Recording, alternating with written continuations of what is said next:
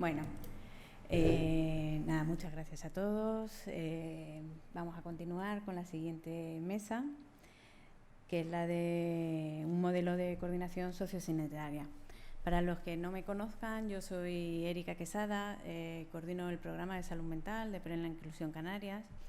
Y para nosotros, pues la verdad que es una alegría y una ilusión el poder contar con otras compañeras de la red de salud mental de Plena Inclusión, como es María García, que viene de Plena Inclusión La Rioja, es psicóloga, y también ella coordina allí el programa de atención a personas con trastornos de salud mental y discapacidad intelectual. Cuando organizamos estas jornadas, aparte de pues, ver otras experiencias en cuanto a esas líneas de acción que comentaba Javier del plan, también queríamos mostrar pues, otras maneras de coordinación sociosanitaria en otras comunidades autónomas, ¿no? Laura Vergés vendrá luego, nos comentará cómo es en Cataluña, que es como nuestro ideal de hacia dónde nos gustaría ir. Pero mientras que vamos llegando, sabemos que hay que dar muchos pasos, y para nosotros es un referente cómo lo han llevado a cabo en La Rioja, ¿no? El cómo han podido ir trabajando para coordinarse con la red de salud mental, en este caso, en La Rioja.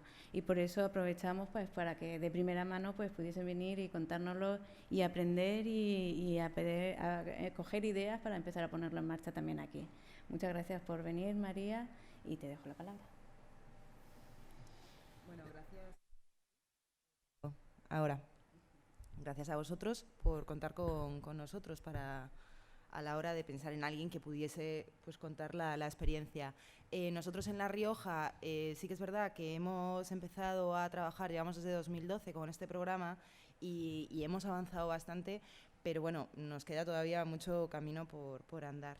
Un poco como ya acaba de comentar, lo que a mí me gustaría transmitiros hoy es pues ese trabajo que hemos ido haciendo desde 2012 con personas que tienen discapacidad intelectual, que presentan trastornos de conducta o enfermedad mental, cómo iniciamos nuestra coordinación con la administración, con los servicios de salud mental, y también en base a qué nace, ¿no? este programa, en base a esa necesidad que veíamos de ofrecer una respuesta específica, especializada, porque bueno, había unos datos objetivos ahí que eran pues, alarmantes.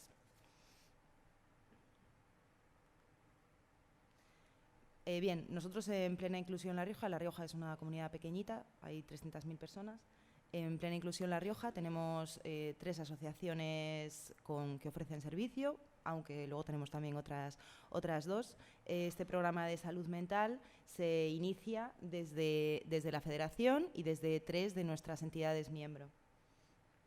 Bueno, ya habéis escuchado que es Plena Inclusión, no hace falta, creo, comentarlo más.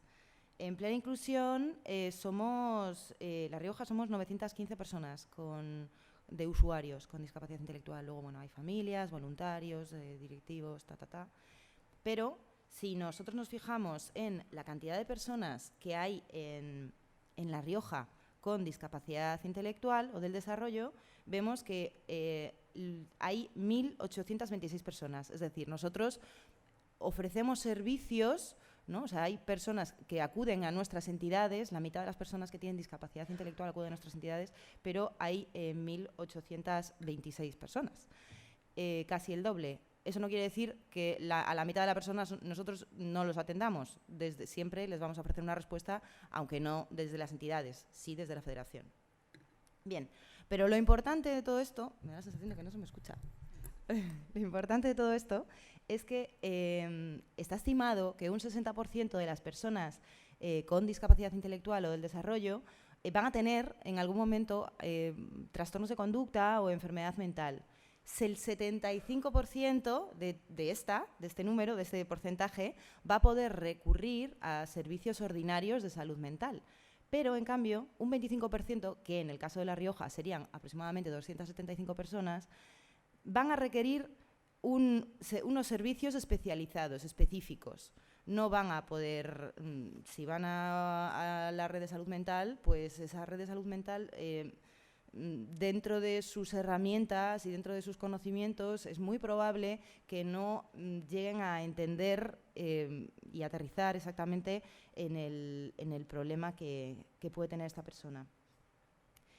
Entonces, nos veíamos en esa necesidad, al inicio de todo, ¿no? de crear una especialización ajustada para ajustarnos a las necesidades de este sector, de este 25%, y veíamos que necesitábamos una coordinación.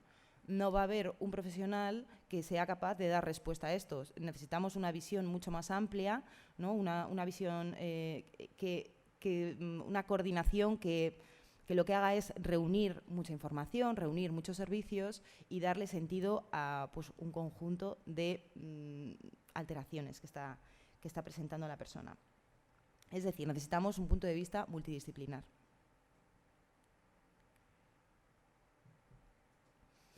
Bien, nace nuestro programa de salud mental. Vemos que aquí tenemos 3 esferas, ¿no? Discapacidad intelectual, del desarrollo, salud mental, trastorno de conducta, en la que van convergiendo un 20%, entre un 20 y un 50 presenta discapacidad intelectual junto con salud mental, entre un 15 y un 20% discapacidad intelectual con trastorno de conducta, y las 3 convergen un 7%. Tenemos un 7% de casos de personas que están presentando estas 3 características, ¿no?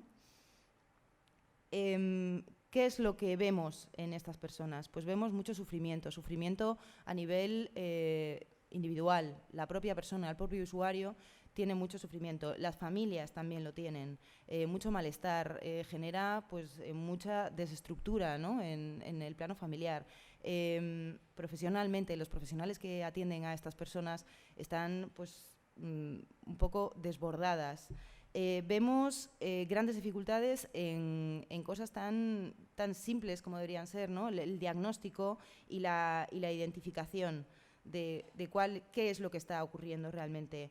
Vemos una falta de recursos específicos para este colectivo, y vemos una falta de oportunidades que por derecho le corresponden, ¿no? a estas personas. Y esto es un poco como estamos nosotros, ¿no? Pues al principio nosotros nos veíamos así, nos veíamos un poco desbordados, dando palos de ciego, no sabíamos demasiado bien por dónde tirar.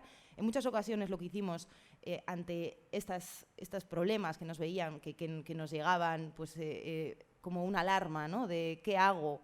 Pues andábamos, tirábamos para adelante, tomábamos caminos que muchas veces teníamos que desandar, con lo que eso conlleva para la propia persona, y una falta de guía, ¿no? Entonces veíamos mucha angustia en profesionales, en familiares y especialmente en la propia persona con discapacidad intelectual o del desarrollo.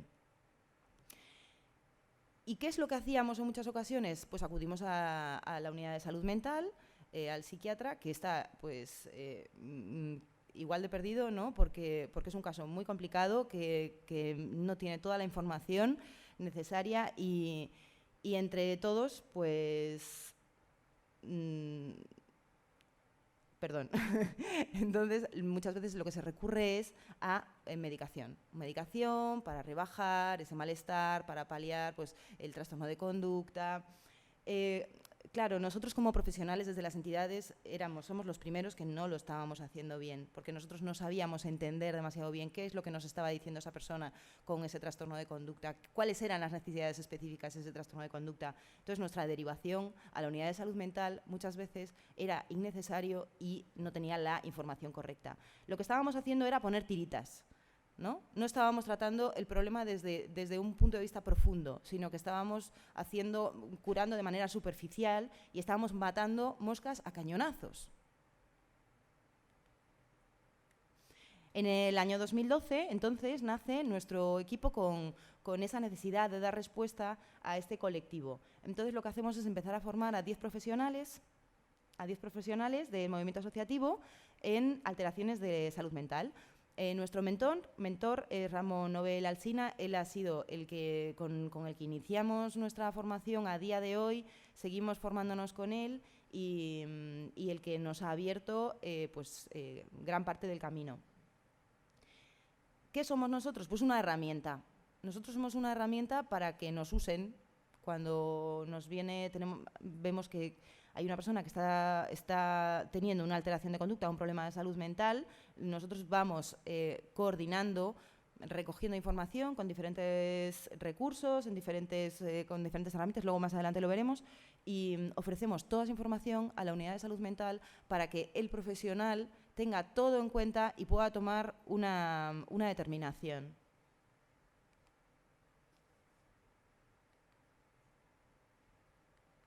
No va. Ah, sí va.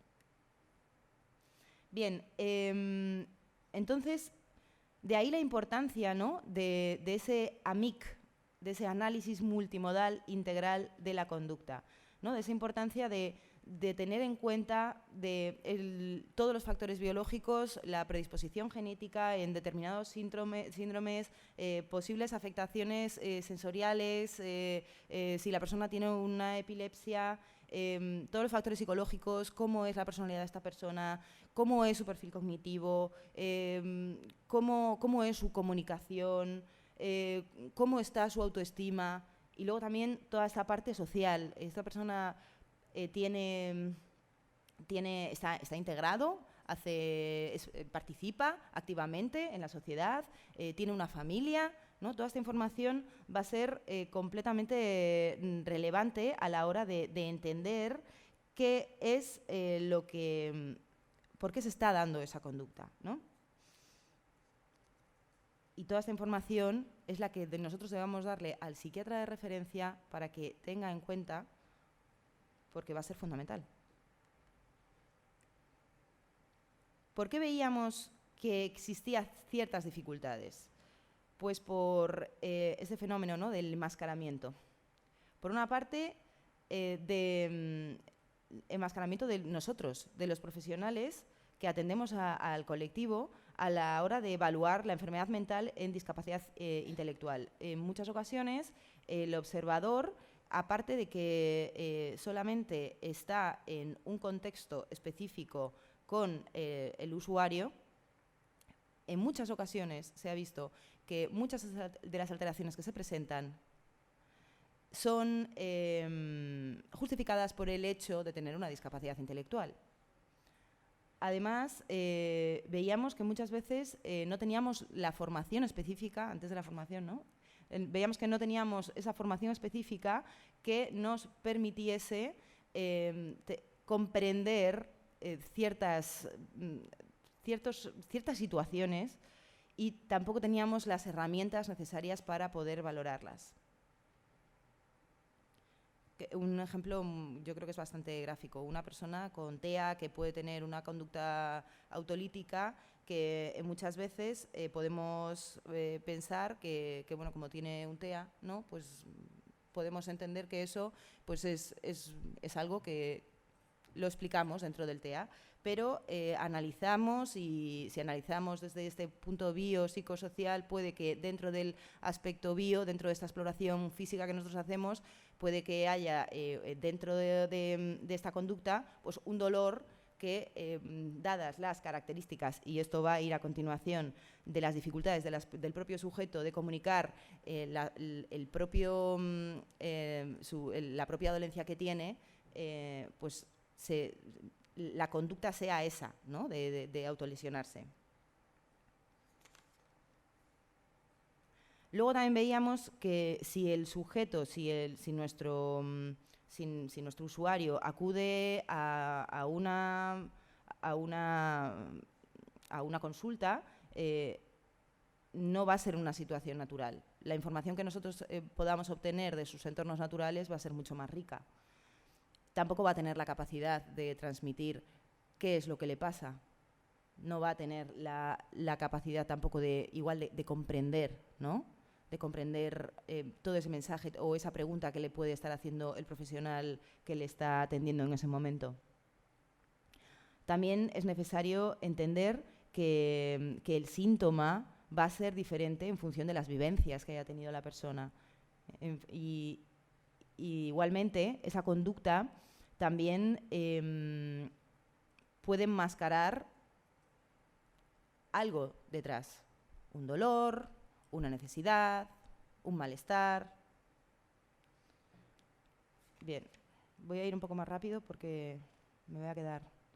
Bien, y esta es nuestra aportación al equipo. ¿Qué somos nosotros? Nosotros somos somos una herramienta que no solamente vamos a acompañar a la persona a una unidad de salud mental en un momento determinado, ofrecer pues, un servicio específico, sino que nosotros lo que vamos a intentar es ir recogiendo toda esta información, observaciones directas, vamos a pedir muchos registros a todos los profesionales que trabajan con el usuario, vamos a analizar esos registros, vamos a pasar escalas específicas que están adaptadas al usuario, ¿no? al perfil del usuario con el que nosotros trabajamos.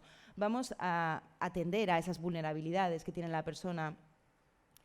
Y todo esto vamos a ofrecérselo, ¿no? a aquellos recursos a los que nosotros, pues a psiquiatría, al psicólogo, para entre todos trabajar de una manera coordinada con la misma información.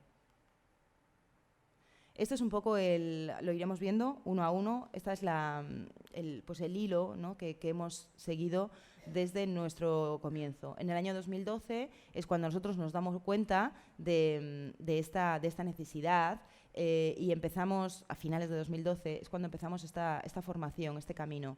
Empezamos la formación primero en el abordaje de las alteraciones en salud mental con profesionales de atención directa, con técnicos, con directores de servicios. Empezamos además paralelamente con una especialización de psicólogos del movimiento asociativo, esas 10 personas de las que antes hablaba, que nos especializamos en alteraciones de la conducta, en enfermedad mental. Y además tenemos una primera reunión con el jefe de psiquiatría del Gobierno de La Rioja, simplemente para presentar propuestas de mejora. En el año 2016-2017 continuamos con nuestra especialización de salud mental con el Dr. Nobel y empezamos a analizar casos conjuntamente. Nosotros en nuestras sesiones de análisis de casos lo que se trata es de ofrecer un espacio común, aparte de que estamos todo nuestro equipo de salud mental, está siempre el Dr. Nobel y está el usuario, si quiere venir, está la familia del usuario y están todos los profesionales que le prestan apoyo, que quieran estar, desde un educador hasta su psiquiatra, psicólogo, el profesor del cole.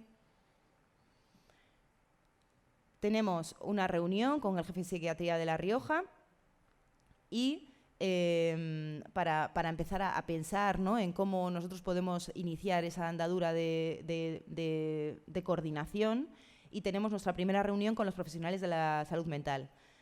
En 2017 es cuando... ¡Uy! ¿Qué ha pasado?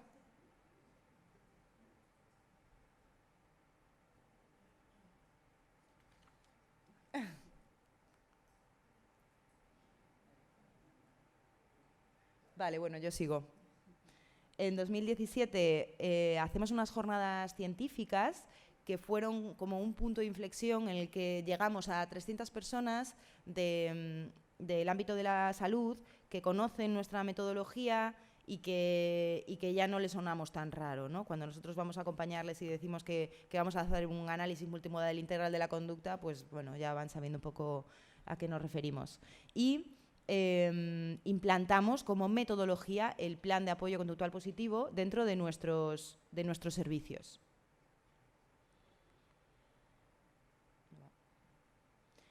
Bien, bueno, esto es una de las reuniones que teníamos de 2013 a 2015, 2016. Aquí estamos en las jornadas, el Dr. Nobel, en una de nuestras formaciones de los psicólogos.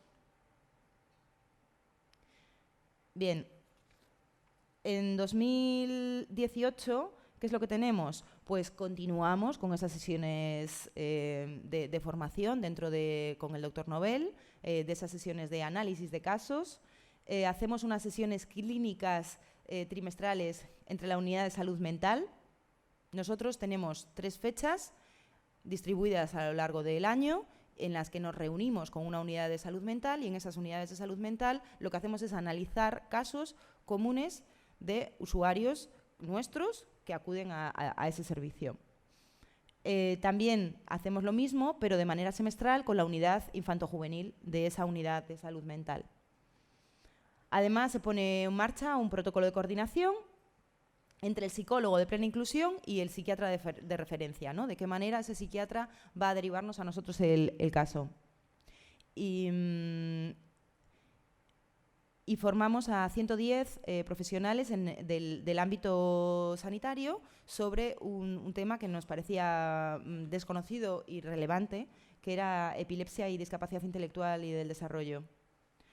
Unificamos un modelo de abordaje y ya en el año 2019, en este presente año, lo que hacemos es una sesión conjunta a inicios de año con las 5 unidades de salud mental. En La Rioja somos 5 unidades de salud mental. Estábamos especialmente trabajando con una, pero en esta sesión pues damos a conocer nuestro trabajo al resto de unidades.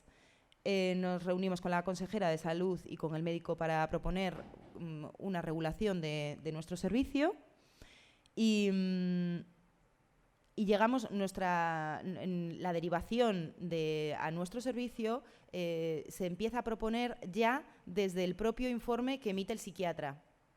¿No? El psiquiatra le emite un informe al usuario y en ese usuario nos remite a nosotros, nos deriva a nosotros y la familia viene con el informe y empezamos a trabajar con él.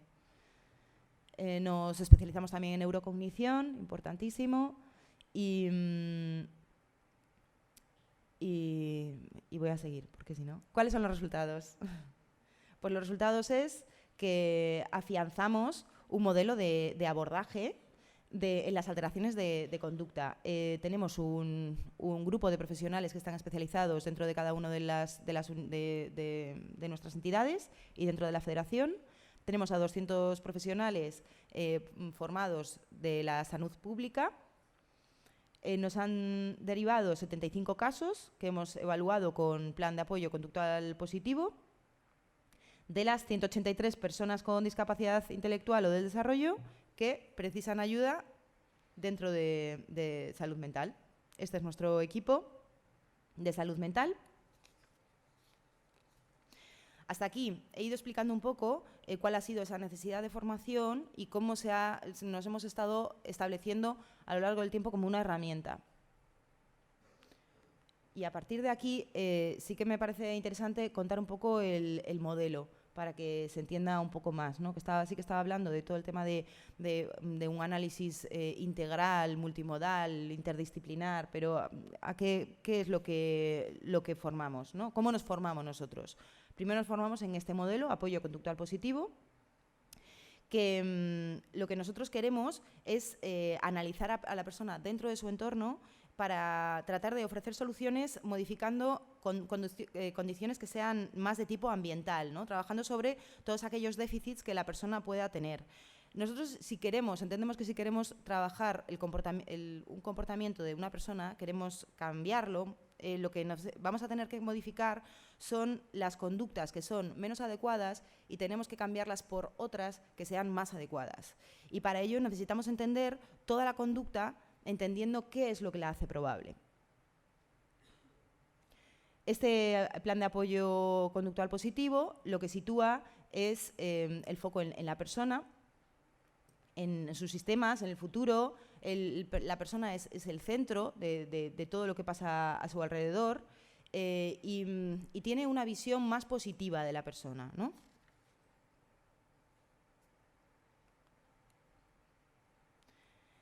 Necesitamos entonces una colaboración de todas las personas del entorno que se impliquen en la vida de esta persona. Una visión amplia y un enfoque preventivo, ¿no? Esto yo creo que es el gran cambio de chip, es el cómo nosotros vamos a abordar la situación. ¿Vamos a abordarla una vez que ya la situación esté dada o podemos prevenirla de alguna manera para que no se dé?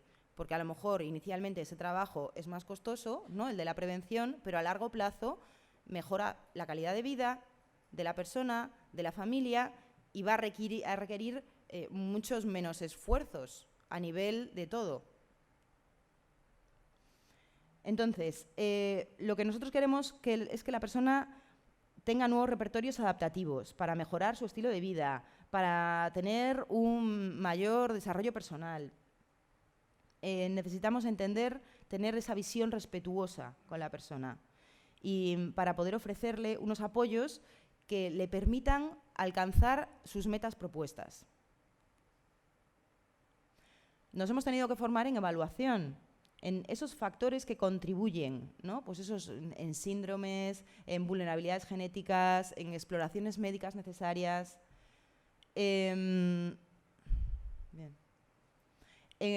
También en evaluaciones cognitivas, en evaluación de las habilidades adaptativas, en escalas específicas, en evaluación de perfiles cognitivos.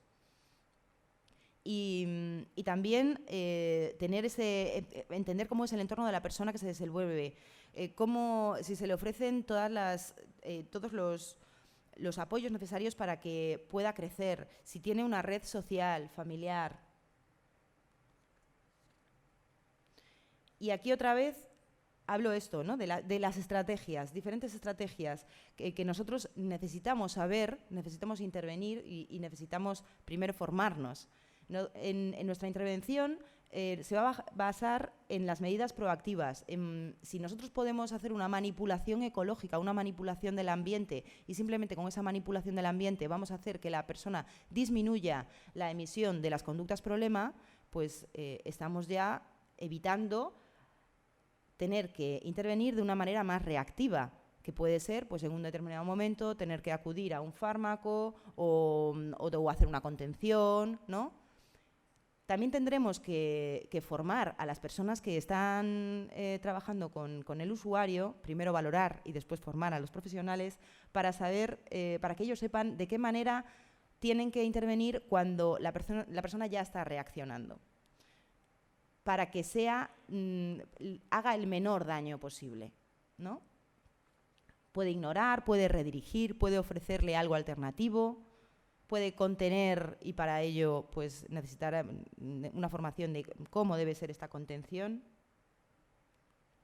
Y luego ya la última parte también, importantísimo, necesitaremos formar a todas las personas que trabajan con los usuarios en cuando nosotros sabemos que la persona está ya bajando su excitación, de qué manera, en qué momento podremos intervenir para que se relaje del todo y de qué manera vamos a trabajar esa depresión que suele surgir tras la emisión de la conducta.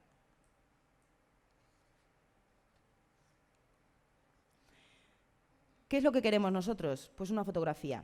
Una fotografía que abarca desde definir el problema, exactamente qué es lo que queremos analizar, qué es lo que nos preocupa, medir el problema con las herramientas necesarias y adaptadas a la situación y a las necesidades específicas de la persona, y atender a todos los factores que pueden estar contribuyendo o precipitando o pueden actuar de vulnerabilidad para que la persona tenga esa conducta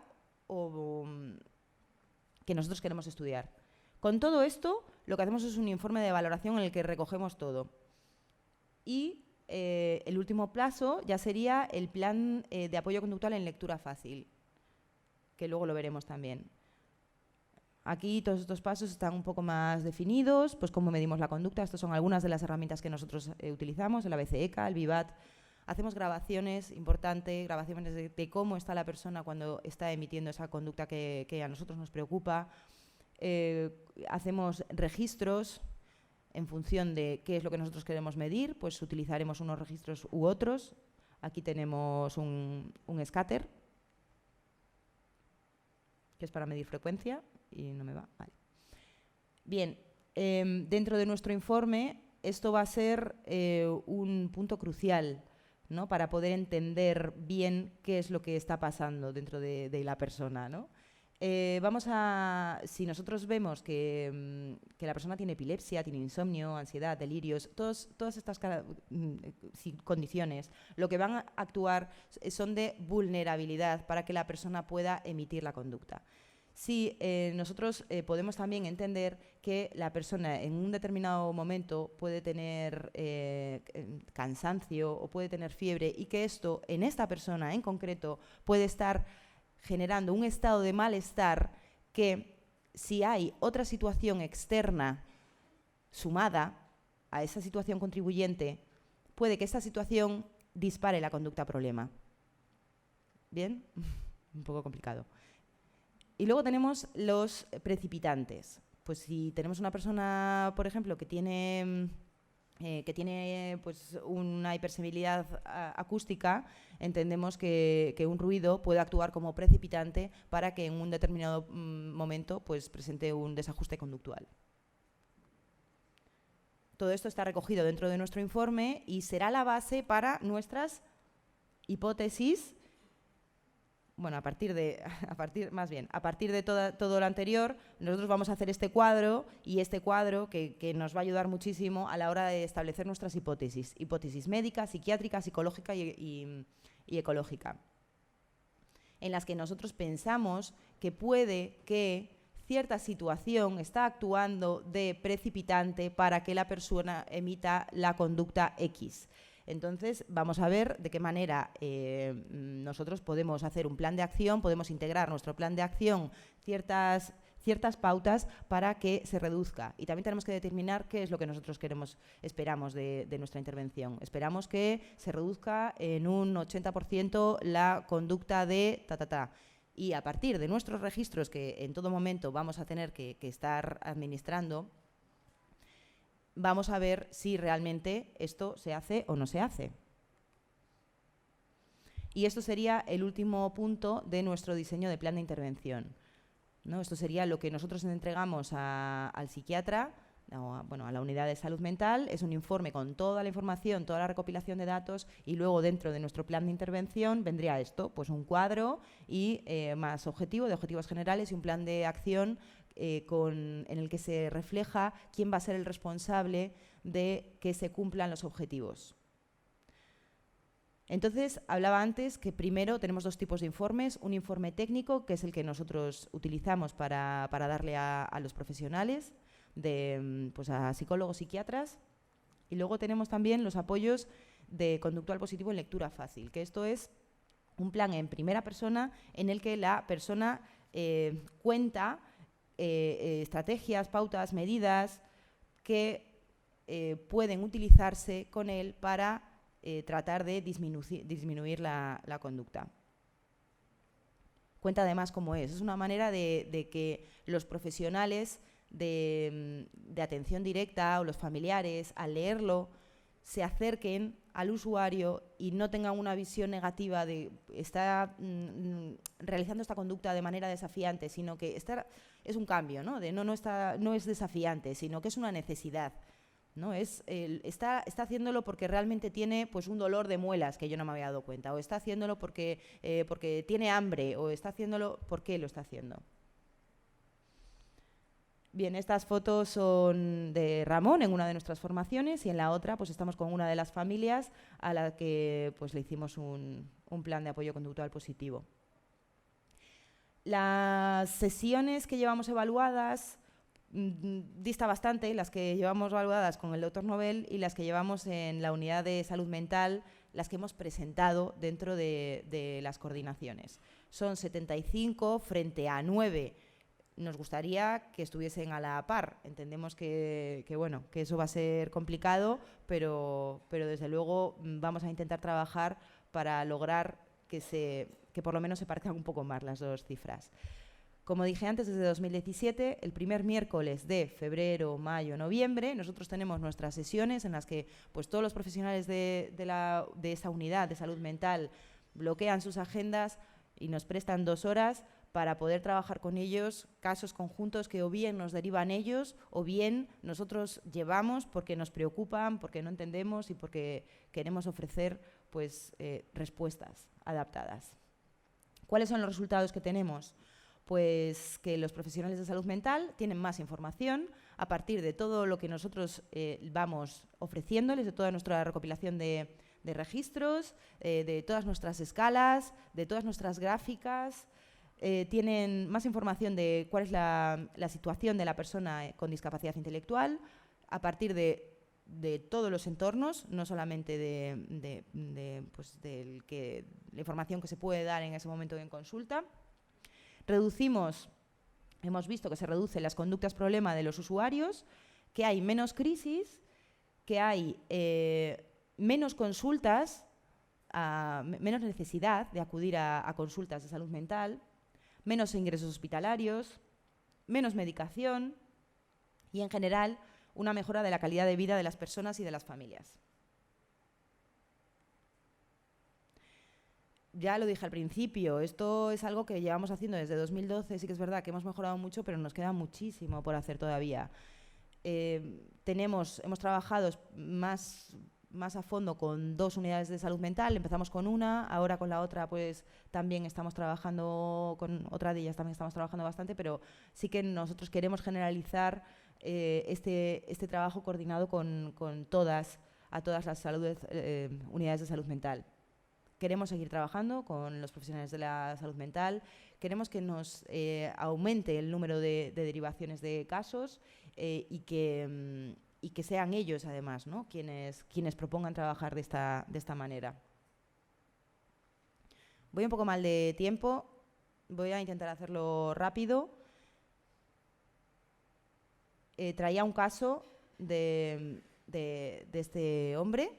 Este hombre es José, que luego ahora mismo veremos un vídeo, de 52 años, con un certificado de discapacidad del 69%, fibromatosis tipo 2.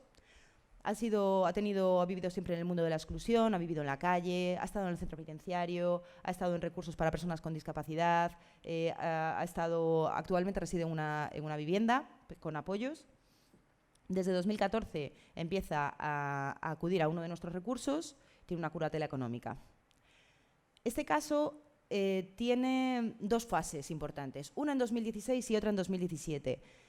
Me parece importante traer este caso porque creo que nosotros lo hicimos mal y hemos aprendido muchísimo de José. En 2016, José está en un centro ocupacional, presenta muchísimas alteraciones de conducta y nos preocupa que al centro del servicio en el que él estaba les preocupa mucho porque ponía en riesgo también a los otros usuarios con los que compartía taller. El caso es que va José con la psicóloga del centro a la unidad de salud mental y José pues recibe un tratamiento farmacológico convencional. ¿Qué pasa? Que la situación en 2017 se agrava. Lejos de mejorar, se agrava. Vemos negatividad, estado de ánimo triste, explosiones, signos físicos, cognitivos. Tenemos un vídeo de José. ¿Lo ponemos? Es un vídeo bastante malo, porque no se dejaba grabar. La otra sí le cabe, pero la otra la tiene rota, ¿o qué? La otra, el otro día trajo una, la que trajiste el otro día tenía los bolsillos rotos, ¿no? Sí. No, guaperas. Adiós, ¿eh? Que no, sí, guaperas, no le digas eso, que no se ha duchado. ¡No me digas! Susana. Bien, no se ha visto mucho de José, pero ahora. Pero bueno, sí que, pues, yo creo que lo que a mí me gusta de este vídeo es que no hay ninguna intención en él de comunicarse con el resto, que no le interesa, que José estaba en un momento en el que estaba muy apático, no interaccionaba nada ni participaba dentro de los recursos a los que habitualmente sí que solía acudir. Y tenía el perfil cognitivo, había dado un bajón muy, muy importante, apenas hablaba, no mantenía la atención, no memorizaba nada, era un hombre que desde siempre se había movido con mucha fluidez por Logroño y dejó de hacerlo, se perdía con mucha facilidad. Pero realmente las conductas que nos vienen, ¿no?, son las de negatividad y de desajuste conductual. Luego estaban todos estos otros problemas asociados, ¿no?, de disminución de interés en la relación con el entorno, el enlentecimiento motor, aumento de fatiga, mayor apatía, descenso en la interacción social, deterioro cognitivo. ¿Qué es lo que hacemos? Número 1, definimos, medimos la conducta problema, administramos escalas, pedimos a todas las personas que trabajan con él que completen una serie de registros para nosotros poder entender bien cuáles son todos estos factores de vulnerabilidad, los contribuyentes, los precipitantes.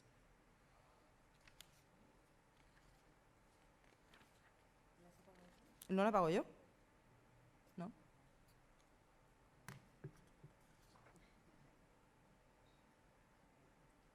Vale.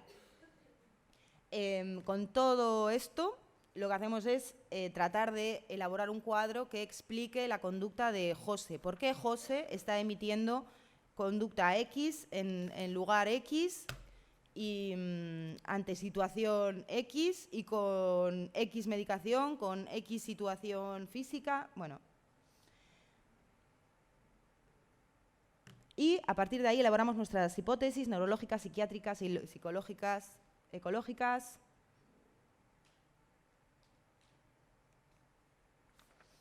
Y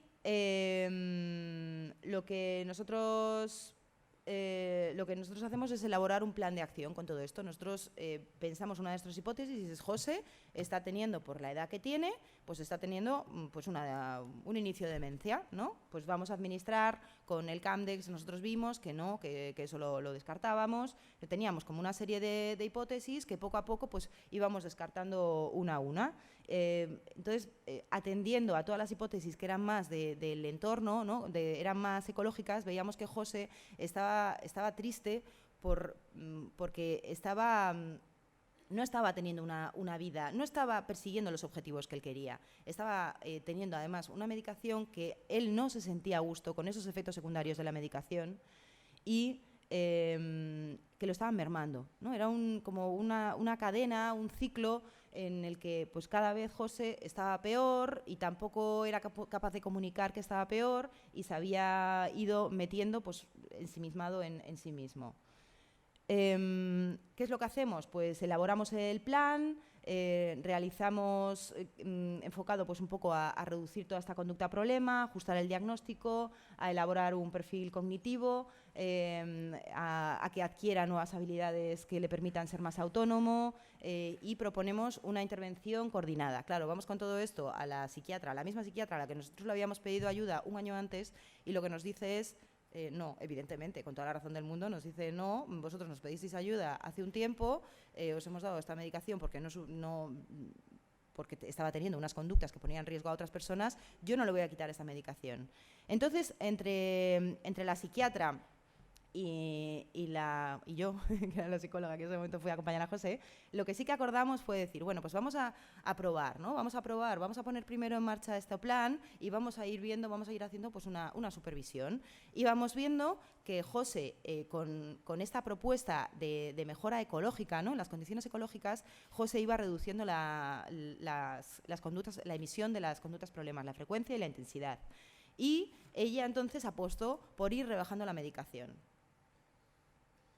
Esto permitió que José redujese las conductas problema, que nosotros supiésemos detectar cuando él empieza a estar un poco alterado, supiésemos reconducirlo de una manera adecuada, ajustar su diagnóstico, saber de qué manera nosotros, todos los profesionales que trabajamos con José, tenemos que ofrecerle la información, tenemos que solicitarle todo lo que nosotros necesitamos. Además, reforzamos, una de las cosas que vimos es que José se sentía muy solo, pues reforzamos, le pusimos un educador de apoyo, reforzamos todas las actividades para que él estuviese más presente en actividades del entorno. Hicimos una coordinación, ¿no? entre todos, de todos los agentes que estábamos trabajando con él, para que su calidad de vida mejorase. Elaboramos el plan de apoyo conductual técnico en primera persona, en el que se reflejaba cómo es, qué le gusta, porque a veces tiene esas conductas, qué necesidades quiere expresar, aunque no lo hace, y cómo nosotros le podemos ayudar. Todo este plan de apoyo conductual positivo se presenta, en este caso José no tiene familia, pero se presenta dentro de la entidad donde él trabaja, con todos los profesionales, y la visión que esos profesionales tienen de José cambia muchísimo. No tiene nada que ver, porque entienden que José tiene una necesidad, no que tiene un problema. Esta es nuestra forma de trabajar. Nosotros trabajamos siempre con un semáforo. Arriba reflejamos en qué momento nosotros no podemos intervenir porque se está dando la conducta problema. Entonces, lo que tendremos que hacer es apartarnos, redirigirlo, pero no es un buen momento para intervenir, ¿no? Que antes lo que hacíamos era intervenir desde este punto. Vemos la conducta que se está presentando y vamos a intentar trabajar con ella. No. Entendemos ahora ha sido un cambio, no vamos a trabajar. Cuando está en naranja le falta nada, le falta un pequeño salto para ir al rojo. Entonces entendemos que ahí tampoco es un buen momento para trabajar con él, pero que sí es un buen momento para rebajarlo al verde, que es un momento de tranquilidad, de sosiego, en el que se puede ofrecer pues, aprendizajes para que la calidad de vida mejore, que es pues, nuestra finalidad. En el caso de José, el semáforo era este, ¿no? Pues cómo es su expresión emocional, la participación en actividades, cómo trabaja cuando está relajado, cuando se está poniendo mal y cuando está explosivo. Y además, de qué manera los profesionales, esto es una parte, es más largo, pero bueno, esto es una parte, de qué manera se le puede ayudar, ¿no? Cuando está relajado, cuando está alterado y cuando está explosivo. Con mensajes que sean claros, que incluso se pueda decir entrecomillado, ¿no? Para que todos usemos los mismos mensajes.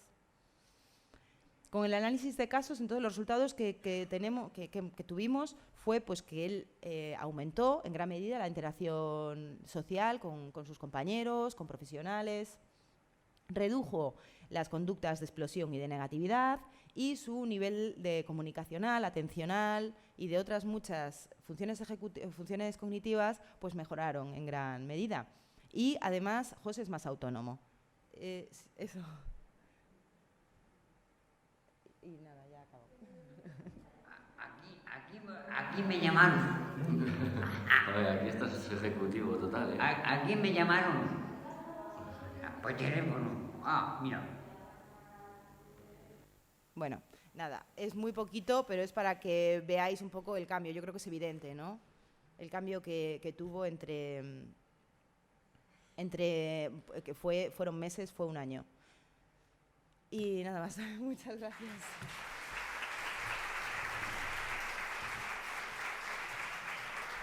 Muchas gracias a ti por compartir todo vuestro aprendizaje y vuestro movimiento y compartir un caso como el de José. A mí me hace mucha ilusión, la verdad, después de haberte escuchado, porque creo que desde aquí, desde Plena Inclusión Canarias y desde las entidades que forman parte, vamos también un poco en esa línea de formarnos, de especializarnos, de incluir o introducir el apoyo conductual positivo dentro de nuestras entidades como una metodología de trabajo que es la que tenemos que trabajar, basada en la evidencia, con datos. Incluso, además, comentar que dentro del Plan de Salud Mental de Canarias hay también un apartado en el que se menciona el apoyo conductual positivo como una metodología de trabajo para trabajar con personas con discapacidad intelectual y problemas de conducta, ¿no? Que yo creo que es importante que esté también ahí. Pero sí que me gustaría, en 2 minutitos, para no robarle tiempo a Laura, que nos comentases un poco, porque quizás es la parte que todavía nos queda por recorrer, ¿no? El cómo es esa coordinación, ese protocolo, el cómo derivan los casos o cómo habéis conseguido implicar a las unidades de salud mental, a los psiquiatras, porque nosotros precisamente ayer, por ejemplo, tuvimos sesión de supervisión de casos también con Laura, y es la parte a la que nos está costando incorporar en todo este proceso, ¿no? Es decir, psiquiatras de la unidad de salud mental, que vengan a esa supervisión de casos, que vean la necesidad de trabajar juntos, que vean o que no vean ese enmascaramiento de la discapacidad, ¿no? Que no lo pongan todo por ahí, por ese eclipse de la discapacidad. ¿Cómo habéis podido conseguir ese...? Pues fue difícil. O sea, esto no fue llegar y que nos comprase la idea. Fue bastante complicado porque inicialmente ellos consideraban que era un poco intromisión, ¿no? Si nosotros estamos entendiendo que ese trastorno de conducta o que realmente la enfermedad mental que no tiene diagnosticada, estamos reflejando que se puede deber, ¿no?, cierta conducta a otra situación, a otra condición, pues no no acababa de gustar demasiado. Entonces, los inicios fueron bastante complicados. Al principio es que no había derivación. O sea, al principio nosotros íbamos con nuestros casos y como ya estaban fijados, ¿no? Esas sesiones en las que nosotros íbamos a analizar casos, íbamos con nuestro caso, presentábamos nuestro caso, pero bueno, poco a poco ya en la puesta en marcha yo creo que fueron entendiendo un poco más, ¿no? Que nosotros lo que queremos no es nosotros ir a vender, ¿no? Nuestra metodología y por encima de todo, no. Lo que nosotros necesitamos es colaboración conjunta y simplemente pues eso, somos esa herramienta para ir conectando informaciones. Entonces, ha habido psiquiatras que sí que es verdad, claro, eso ya va desde el plano personal, ¿no? Ha habido psiquiatras que lo han visto desde un inicio, ¿no? Ha sido más fácil conectar con ellos y de ellos entonces nos derivaban los casos, con ellos trabajábamos muy bien y entonces ya como que se corría un poco la voz y eran otros psiquiatras los que igual pues ya desde el propio informe, ¿no? nos derivaban el caso y venía la familia con el informe de salud mental diciéndonos que querían una cita. Pero bueno, todavía tenemos nuestras reticencias, ¿eh? Bueno, seguiremos en esa línea. Sí. Yo creo que de todas maneras el que hayáis podido tener 9 casos de supervisión de casos con la unidad de salud mental, para nosotros eso sería, vamos, un exitazo ahora mismo, ¿no? Pero llegaremos también a eso. Seguro. Bueno, no sé si alguien... Sí, Jesús. Cuando hablas de nosotros, realmente ¿quién lleva la dirección? ¿Es la inclusión? ¿Es el gobierno de La Rioja? ¿A quién te refieres cuando hablas de nosotros hacemos, a nosotros nos derivan? Claro. ¿Quién lleva la dirección de todo esto? Del plan, de estos planes, desde Plena Inclusión La Rioja, el equipo que tenemos de salud mental. Es un equipo, sí, lo que comentaba antes, es un equipo de plena inclusión que forma a 2 profesionales que son de plena inclusión y 2 profesionales psicólogos de cada una de nuestras entidades. Entonces tenemos el equipo y Ramón es el cabecilla. Sí. No sé si hay alguna otra pregunta. Claro, luego igual también aclararlo, habrá casos que sean usuarios de las propias entidades y seguramente sean desde las propias entidades los que lleven los casos de estos usuarios. Habrá casos que no, que a lo mejor la entidad no considera que quiere hacer ese trabajo o da prioridad a otros trabajos, los llevamos desde Plena Inclusión y hay personas que no pertenecen al movimiento asociativo, entonces también asumimos desde Plena Inclusión ese trabajo, ¿vale? Hay un micrófono ahí. ¿Se me oye? Sí. Partiendo de la base que nunca se acaba de conocer una persona, ¿cuál es el tiempo mínimo de protocolo que se debe seguir para hacer un caso de observación, para poder derivar al psiquiatra, a otro recurso? O sea, ¿cuál es el tiempo mínimo de observación que como profesionales debemos de tener? Y la segunda pregunta es, ¿qué pasa cuando intentas implantar un plan de trabajo dentro de un equipo ya formado de profesionales y no todo el mundo está de acuerdo con esa línea que queremos seguir? Creo que has dado con 2 claves. A la segunda no sé qué responderte. Pues, ¿qué pasa? Pues que lo que decía antes, que hay gente que compra y gente que no compra. Y entonces, al final estableces pues más relación con los que compran y te posicionas con ellos porque son los con los que puedes trabajar. Y muchas veces evidencia el funcionamiento, el buen funcionamiento con esos y los otros pues copian.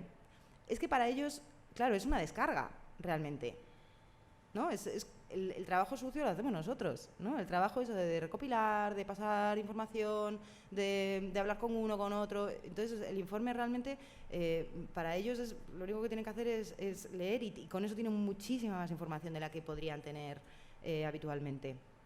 Pero bueno, sí que nos ha pasado de tener un informe de, no sé, 35 hojas y, ya está, ¿no? Eso nos ha pasado en los inicios, ahora ya no nos pasa, menos mal. Vale, tiempo de protocolo. Depende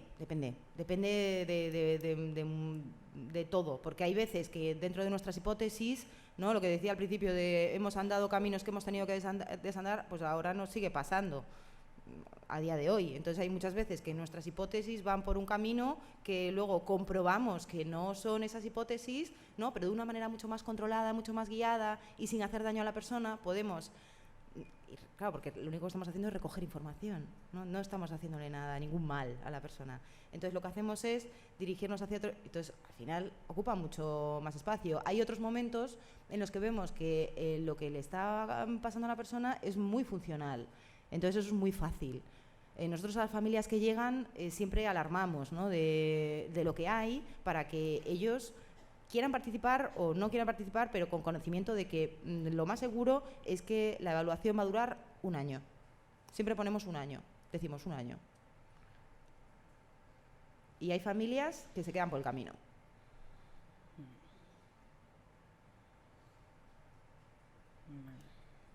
Yo creo que en palabras además de Ramón Nobel, como siempre nos comenta, cuando en formaciones y demás, él cuando nos pregunta siempre quiénes son nuestros clientes, ¿no?, si las personas con discapacidad intelectual o los profesionales que atienden a las personas con discapacidad intelectual con las que trabajamos, ¿no?, en esa línea de cómo nosotros también acompañamos a esos profesionales que están en nuestros centros, en nuestros servicios, para que incorporen esta metodología, para que sepan cómo poner en marcha estos planes de intervención para, ¿vale? Entonces, también tenerlo en cuenta, ¿no?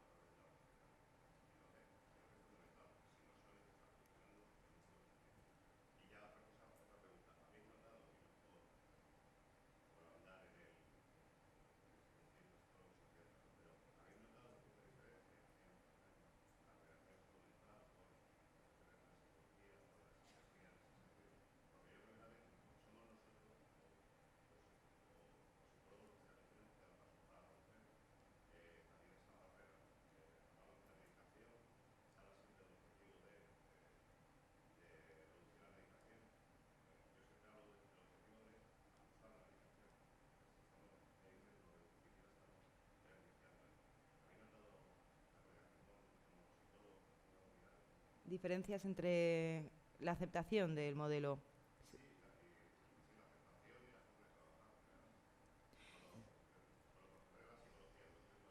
Sí, a ver, es que realmente nosotros somos más herramienta para psiquiatras que para psicólogos, porque desde, por lo menos nuestra experiencia, desde psicología no se trabaja tanto con los usuarios, entonces somos una herramienta más de psiquiatras.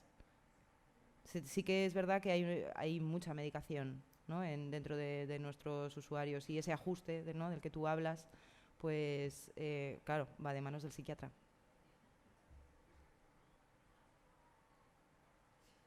De todas formas, están todos. La unidad de salud mental está en enfermería, psicólogos, están todos en esas reuniones. Vale, quedan 2 preguntas, ¿vale? Y terminamos para dar paso. Había una por allí al fondo y luego tú.